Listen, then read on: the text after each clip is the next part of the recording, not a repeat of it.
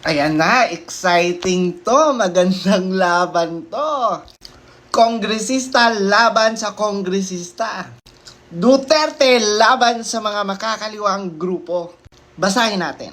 As a congressman myself, madami din akong alam sa makakaliwang mga party list representatives. Tigilan na lang natin ang kadramahan at pagpapa-media. Sabi ni Davao City 1st District Representative Paulo Duterte. Ayan na!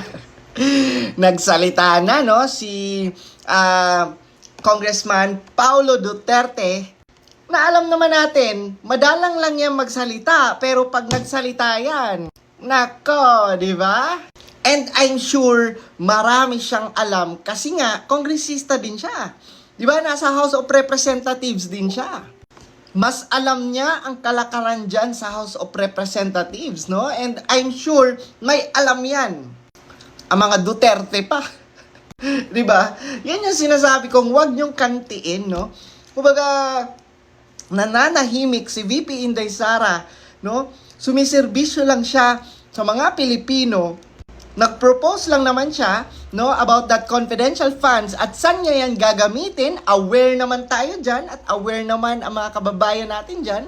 Pero anong ginawa nyo? No? Anong ginawa nyo? Patuloy pa rin kayo sa paninira, patuloy pa rin kayo sa pang-aakusa, no, kay VP Inday Sara.